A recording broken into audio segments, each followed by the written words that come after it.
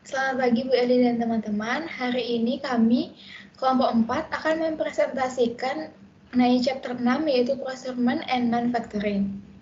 Kelompok 4 ini yang pertama ada saya sendiri yaitu Maria Natali Safira dengan NPM 2003-25538 absen 21.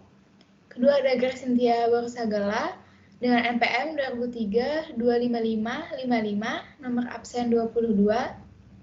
Lalu ada Yonika Crescentia dengan NPM 2003-25635 dengan absen 32 dan Angelica Audrey Jonathan dengan NPM 2003-25322 dengan nomor absen 7.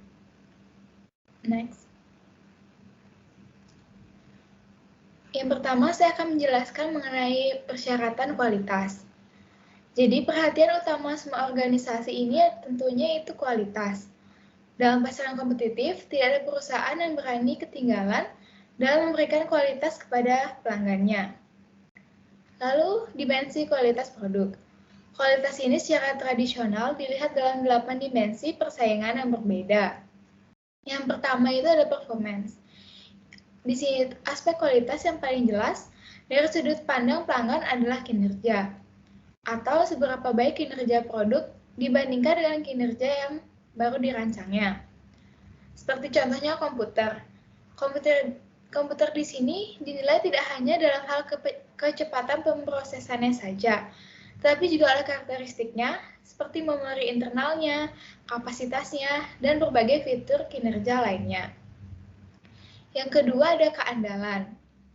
Keandalan di sini mengacu pada kemungkinan bahwa suatu produk akan tampil sepanjang umur yang diharapkan. Ini juga berkaitan dengan jumlah kerusakan atau perbaikan yang dialami pelanggan setelah pembelian tersebut. Yang ketiga di sini ada daya tahan. Daya tahan di sini mengacu pada harapan hidup sebenarnya dari suatu produk. Lalu ada kesesuaian. Kesesuaian di sini mengacu pada apakah produk perusahaan di sini benar-benar memenuhi deskripsi atau spesifikasi yang tepat seperti yang dirancang. Hal ini sering diukur dengan melihat memo, pekerjaan ulang, atau tingkat kerusakan dari kesesuaian tersebut. Kelima ada fitur. Pelanggan sering menilai kualitas produk tertentu berdasarkan jumlah fungsi atau tugas yang mereka lakukan terlepas dari keandalan atau daya tahan produk tersebut. Lalu ada estetika. Penjelasannya di sini, estetika, gaya bahan, dan daya tarik visual suatu produk digunakan oleh banyak konsumen untuk menilai kualitas produk tersebut. Contohnya ini dalam pakaian. Sweater di sini dianggap berkualitas lebih tinggi daripada kain polyester atau kain biasa. Selanjutnya ada kemampuan melayani. Kemampuan melayani atau servis ini memberi kemudahan untuk memperbaiki produk yang gagal. Dan ini adalah merupakan aspek yang penting untuk menjaga kualitas dari beberapa pelanggan. Selanjutnya ada kualitas yang dirasakan. Kualitas yang dirasakan di sini didasarkan pada pengalaman pelanggan sebelum, selama, dan setelah mereka membeli suatu produk. Kualitas produk total ini adalah kombinasi dari 8 dimensi. Bagaimana mereka dipadukan oleh sebuah organisasi dan bagaimana perpaduan itu dirasakan oleh pelanggan. Next. Selanjutnya, saya akan membahas mengenai Total Quality Management. Total Quality Management atau yang disingkat TQM adalah filosofi yang didukung oleh sistem manajerial yang berfokus pada pemenuhan harapan pelanggan, sehubungan dengan semua kebutuhan dari semua departemen atau fungsi organisasi, apakah pelanggan internal atau eksternal, mitra rantai pasokan, atau konsumennya. Sementara alat dan metodologi khusus yang digunakan dalam TQM berada di luar cakupan logistik. Dan TQM ini mempunyai elemen konseptual dasar, yaitu komitmen dan dukungan manajemen puncak, lalu mempertahankan fokus pelanggan dalam kinerja produk, layanan, dan prosesnya, lalu operasi terpadu di dalam dan di antara organisasi, serta komitmen untuk melakukan perbaikan. Selanjutnya, ada 4 jenis biaya terkait TQM. Yang pertama, biaya penilaian. Biaya penilaian ini dihasilkan dari inspeksi yang digunakan untuk menilai tingkat kualitas. Selanjutnya ada biaya kegagalan internal. Ini dihasilkan dari kegagalan kualitas yang ditemukan sebelum pengiriman ke pelanggan. Lalu ada biaya kegagalan eksternal. Ini dihasilkan dari kegagalan yang diidentifikasi setelah produk mencapai ke pelanggannya. Selanjutnya ada biaya pencegahan. Ini dihasilkan dari upaya untuk mencegah kegagalan dan dari upaya untuk mengurangi kegagalan dan biaya penilaian. Next.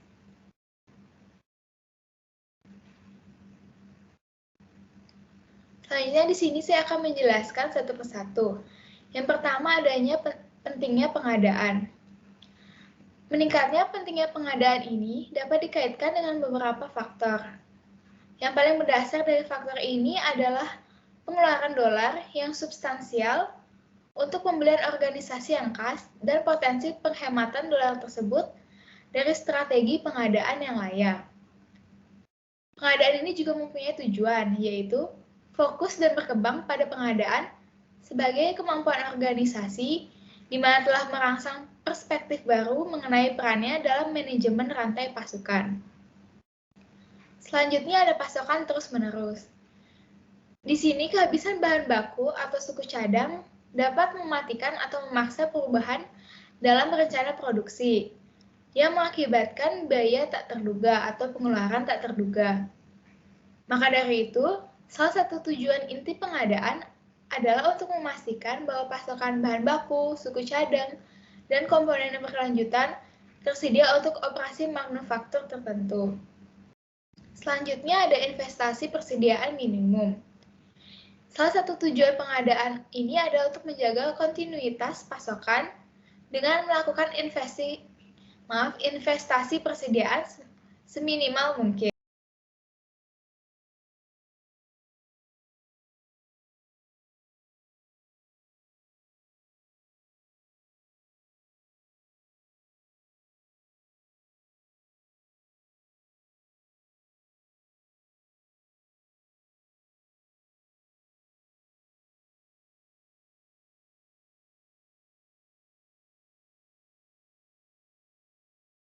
Kemungkinan besar tidak akan memenuhi standar kualitas pelanggan atau harapan ekspektasi pelanggan.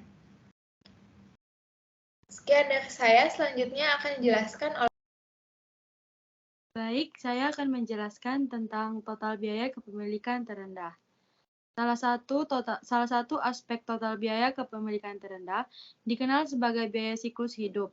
Total biaya bahan, item, atau input lain melampaui harga pembelian dan layanan nilai tambahan untuk memasukkan biaya seumur hidup item tersebut.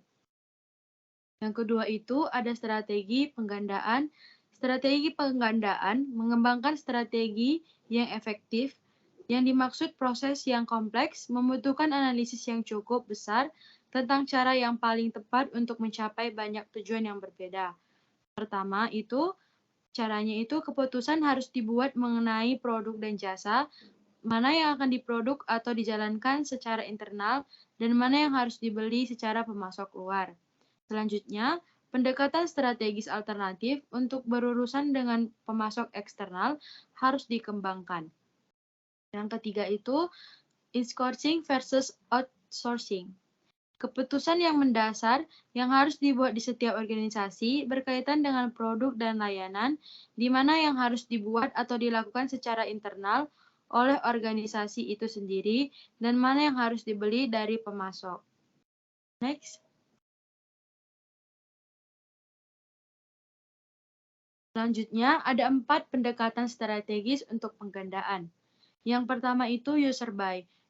User buy itu memungkinkan pengguna dalam organisasi untuk menentukan kebutuhan pembelian mereka sendiri, mengevaluasi sumber pasokan, dan melaksanakan proses pembelian. Yang kedua itu volume consolidation.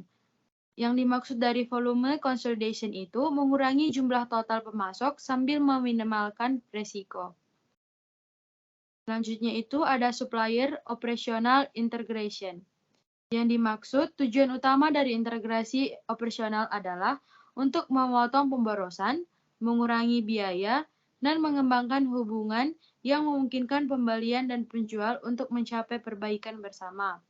Yang dibentuk tuh pembangunan partnership, lalu berbagi informasi dan pengetahuan, lalu mengidentifikasi proses terkait dan peluang bersama untuk perbaikan. Next, itu ada value management yang melibatkan supplier sejak awal dalam desain produk, mengurangi kompleksitas, dan value engineering atau rekayasa nilai. Sekarang kita akan membahas portofolio strategi penggandaan. Yang pertama itu prinsip Pareto, yang sebagian dari bahan, barang, dan jasa yang diperoleh merupakan persentase besar dari dolar yang dibelanjakan. Misalnya, item A dalam inventory penyimpanan ABC. Lalu ada proses pembelian yang harus disesuaikan dengan nilai atau kekritisan bahan yang dibutuhkan. Lalu ada pendekatan tersegmentasi yang digunakan untuk memprioritaskan sumber daya untuk pembelian, upaya penggandaan paling banyak diberikan kepada pemasok yang kritis. Lalu ada spend analysis atau analisis pengeluaran adalah alat yang mengidentifikasi beberapa banyak yang dihabiskan untuk setiap jenis produk atau layanan di semua lokasi di perusahaan. Next. Berikut ada tabel matriks strategi penggandaian. Yang pertama ada routine purchase, yaitu yang melibatkan presentasi rendah dari pengeluaran total perusahaan dan melibatkan resiko pasokan yang sangat kecil. Biasanya tidak penting bagi organisasi dan berdampak kecil pada kinerja keseluruhannya. Routine purchase ini berfokus pada pengurangan upaya pembelian untuk mengurangi biaya. Lalu, ada bottleneck purchase yang melibatkan sebagian kecil dari pengeluaran perusahaan yang beresiko pasukan tinggi dan kurangnya ketersediaan. Battle purchase ini berfokus untuk mempertahankan sebagai sumber pasokan dan memungkinkan untuk menggunakan kontrak jangka panjang untuk menjamin kontinuitas pasokan. Lalu ada leverage purchase yang melibatkan sedikit resiko pasokan dan ada potensi untuk mengkonsolidasikan pembelian dengan pemasokan dalam jumlah terbatas untuk menghasilkan penghematan penggandaan yang cukup besar. Lalu ada critical purchase yang biasanya item ini dan layanan strategis yang melibatkan pengeluaran tingkat dan sangat penting bagi keberhasilan organisasi. Pembelian kritis adalah item di mana integrasi operasional pemasok dan pendekatan pengenaan manajemen nilai mengambil prioritas tertinggi. Next. Slide selanjutnya akan dijelaskan teman saya. Selanjutnya adalah mengenai logistic interface with procurement atau antarmuka logistik dengan pengadaan. Jadi pelaksanaan strategi pengadaan yang efektif itu pada akhirnya tergantung pada logistik. Antarmuka logistik dan pengadaan menghubungkan organisasi dengan pemasoknya dan oleh karena itu memiliki implikasi yang signifikan untuk mencapai tujuan pengadaan. Pengadaan juga dapat menyediakan hubungan logistik organisasi dengan pelanggan karena banyak organisasi telah beralih ke outsourcing layanan logistik. Terdapat 3 aspek penting yaitu ada just in time, kemudian procurement of logistic service, dan logistik berbasis kinerja. Yang pertama yaitu just in time, yaitu bahan dan komponen yang dibeli tiba di pabrik atau titik perakitan tepat pada saat dibutuhkan untuk proses transformasi. Kinerja logistik yang benar-benar andal diperlukan untuk mengurangi kebutuhan akan stok bahan penyangga. JIT umumnya membutuhkan pengiriman lebih sering dari jumlah yang lebih kecil dari input yang dibeli, yang mungkin memerlukan modifikasi transportasi masuk. Sehingga untuk membuat JIT bekerja harus ada kerjasama dan komunikasi yang sangat erat antara organisasi pembeli dengan pemasok. Dan dalam operasi JIT ini, perusahaan berusaha untuk mendapatkan keuntungan dari integrasi vertikal ke belakang, tetapi menghindari ikatan kepemilikan yang formal. Selanjutnya adalah procurement of logistic service. Secara historis, Departemen Pengadaan di sebagian besar organisasi itu berkaitan dengan pembelanjaan langsung, strategi, dan hubungan dengan pemasok bahan, komponen, dan input produk fisik lainnya yang dibutuhkan oleh perusahaan. Pengadaan jasa logistik dianggap sebagai pembelanjaan tidak langsung dan biasanya tidak mendapatkan penekanan strategis yang sama. Selanjutnya adalah performance-based logistik atau logistik berbasis kinerja. Itu diprakarsai oleh Departemen Pertahanan Amerika Serikat, DoD, untuk membeli hasil kinerja alih-alih transaksi individual yang ditentukan oleh spesifikasi produk. Secara historis, Departemen Pertahanan itu memberitahu kontraktor produk apa yang harus diproduksi, kapan, dan kegiatan apa yang harus dilakukan. Kemudian dibayar ketika selesai. Dalam pengaturan tradisional ini semakin banyak yang diproduksi kontraktor, semakin banyak uang yang dihasilkan. Sementara dengan PBL, pemerintah hanya memberitahu kontraktor apa yang diinginkan dan membiarkan pemasoknya menentukan cara yang terbaik untuk memenuhi persyaratan tersebut. Pemerintah menemukan bahwa PBL ini merupakan cara yang efektif untuk mendapatkan kualitas yang lebih baik sekaligus biaya yang lebih rendah. Selanjutnya adalah manufaktur. Di sini ada 4 struktur proses manufaktur. Yang pertama ada job shop proses, yaitu menciptakan produk khusus untuk setiap pelanggan yang memberikan fleksibilitas tinggi untuk menghasilkan berbagai produk yang berbeda tetapi dalam volume yang terbatas. Setiap pesanan pelanggan atau pekerjaan dapat melibatkan bahan dan input yang berbeda. Struktur berikutnya adalah batch process. Proses batch ini pada dasarnya adalah job shop dengan volume yang lebih tinggi, di mana produk yang sama atau serupa diproduksi secara berulang. Variasi produknya itu secara signifikan lebih rendah daripada di job shop, tetapi terlalu besar untuk sumber daya yang didedikasikan untuk satu produk atau keluarga produk. Selanjutnya adalah proses aliran garis.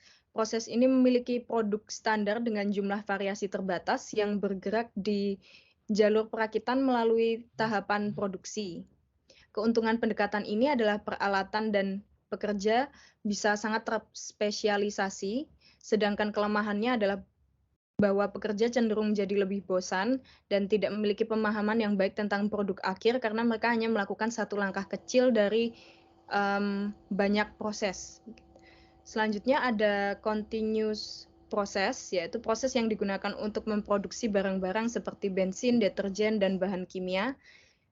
Jadi continuous proses ini digunakan untuk produk bervolume tinggi di mana permintaan produk itu sangat besar dan dapat membenarkan investasi modal yang diperlukan. Prosesnya sangat tidak fleksibel karena tidak dapat dengan mudah diadaptasikan untuk menghasilkan item yang berbeda. Dan keempat struktur proses umum ini bisa dimodifikasi untuk membuat lebih banyak opsi. Mass customization ini menghasilkan produk yang unik dengan cepat dan biaya yang rendah menggunakan proses produksi volume yang tinggi. Selanjutnya adalah mencocokkan strategi manufaktur dengan persyaratan pasar. Strategi ini dibedakan sebagian dalam hal tingkat akomodasi produk dan layanan yang diinginkan. Pemasaran massal membutuhkan diferensiasi produk atau jasa yang terbatas. Sebaliknya, strategi pemasaran satu lawan satu dibangun di atas penawaran produk atau layanan yang unik atau disesuaikan untuk setiap pelanggan. Postur pemasaran strategis perusahaan untuk mengakomodasi kebutuhan pelanggan tertentu secara langsung berkaitan dengan kemampuan manufaktur. Agar perusahaan manufaktur dapat bersaing dengan efektif, dia harus mampu mengintegrasikan kemampuan manufakturnya ke dalam proposisi nilai pemasaran yang berarti. Oke, kita akan menjelaskan strategi manufaktur. Sebenarnya strategi manufaktur itu apa sih? Jadi strategi manufaktur ini itu untuk mempermudah perusahaan supaya perusahaan itu sendiri bisa menggunakan keefektivitasan sebuah barang atau produk itu sendiri. Misalkan ada perusahaan yang ingin membuat produk. Jadi produknya ini tidak kelebihan dan tidak dipakai lagi, dan itu akan membuat suatu perusahaan rugi terhadap pembelian produk-produk selanjutnya. Di sini ada berbagai strategi manufaktur, itu terbagi menjadi 4 strategi umum. Itu yang pertama itu ada engineer to order, terus yang kedua itu ada make to order, yang ketiga ada assemble to order, yang keempat itu ada make to plan, MTP, dan juga MTP itu bisa juga sebagai make to stock. Jadi di sini saya akan menjelaskan yang pertama. Engineering to order itu adalah strategi respon pemenuhan permintaan konsumen yang dimulai dari proses perancangan produk sesuai spesifikasi yang dibutuhkan oleh konsumen atau pelanggan hingga diproduksi dan dikirimkan ke tangan konsumen atau pelanggan. Itu contohnya rumah yang dibuat khusus dan kapal persiar. Jadi engineering to order ini tuh perusahaan-perusahaan yang biasanya akan membuatkan produk secara khusus. Contohnya itu misalkan kapal persiar. Kapal persiar itu kan untuk membuatnya itu pasti dibuatkan secara khusus kan. Berarti itu yang itu dibuat akan dikhususkan untuk memakai si engineering ini sendiri. Itu artinya strategi ITO ini produk yang bersifat unik dan disesuaikan secara luas untuk kebutuhan spesifik pelanggan individu. Terus yang kedua itu ada make to order. Jadi make to order itu perusahaan yang hanya akan melaksanakan proses produksi apabila menerima konfirmasi pesanan dari konsumen atau pelanggan untuk produk tertentu. Konsumen atau pelanggan biasanya bersedia untuk menunggu produsen atau perusahaan manufaktur ini sendiri untuk menyelesaikan produksinya. Pembuatan item MTO sangat mirip dengan item ITO. Tapi perbedaannya di sini itu adalah si pelanggan ini harus memesan dulu produknya itu apa. Contohnya saja misalkan di era kita sekarang ada Shopee. Nah, Shopee itu misalkan kita suka memesan Shopee Food. Jadi kita biasanya memesan dulu untuk makanan ini, maka akan dibuatkan.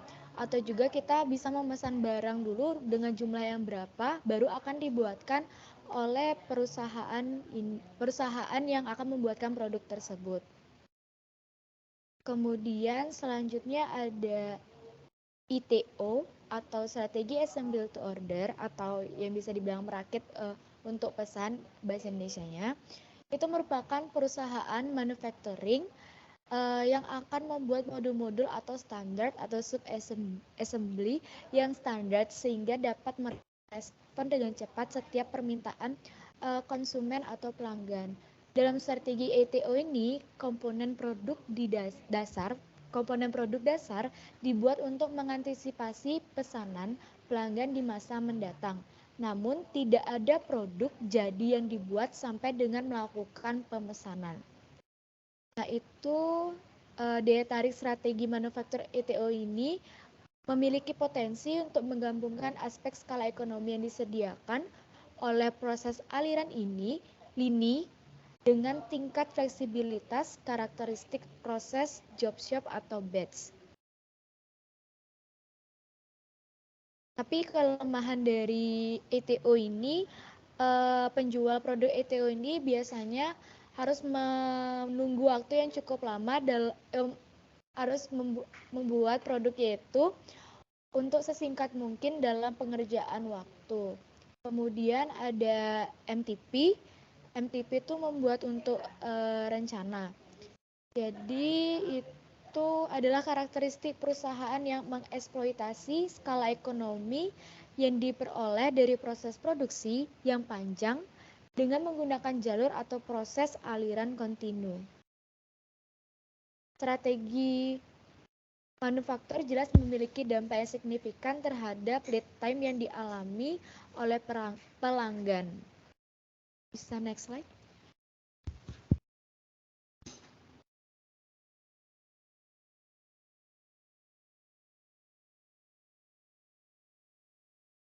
Oke, di dalam manufaktur ini sendiri juga ada penyesuaian massal.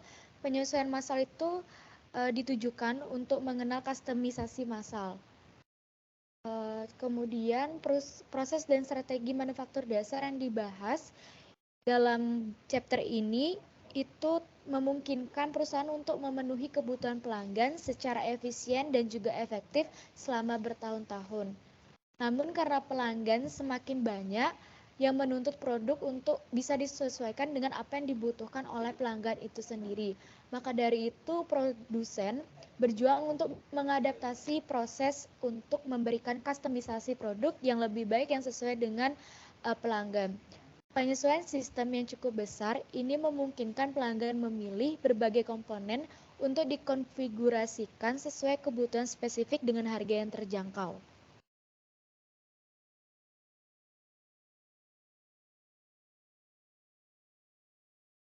Kemudian di sini ada sistem Lean. Sistem Lean itu berstandar telah didefinisikan itu adalah filosofi manufaktur yang menekankan minimalisasi jumlah semua sumber daya yang masuk, termasuk waktu yang digunakan dalam operasi perusahaan. Lean juga menekankan menurunkan biaya tenaga kerja, material, dan energi produksi. Supaya produk yang dikirimkan oleh perusahaan ini bisa tepat waktu dan sesuai dengan yang pelanggan minta juga. Jadi tujuan utama Lean ini adalah untuk menghasilkan produk barang atau jasa yang diinginkan oleh pelanggan, kemudian menghasilkan produk hanya secepat pelanggan yang ingin menggunakannya, kemudian bisa menghasilkan produk dengan kualitas yang sempurna, memproduksi dalam lead time yang seminimal mungkin. Yang kelima, menghasilkan produk dengan fitur yang diinginkan pelanggan dan bukan yang lain. Sesuai dengan permintaan pelanggan, menghasilkan tanpa pemborosan tenaga kerja, bahan atau peralatan, tetapkan tujuan untuk setiap gerakan agar tidak ada persediaan yang menganggur. Kemudian yang ketujuh adalah menghasilkan dengan metode yang memperkuat pengembangan dalam pekerjaan-pekerja. 5 tujuan lainnya sering dikaitkan dengan pengoperasian sistem Lean, penekanan pada kualitas yang sempurna, mengurangi waktu tunggu, menghilangkan produk yang tidak perlu, menghilangkan pemborosan dan waktu yang menganggur, dan penekanan yang lebih besar pada karyawan sebagai agen utama untuk meningkatkan operasi. Bisa di next slide.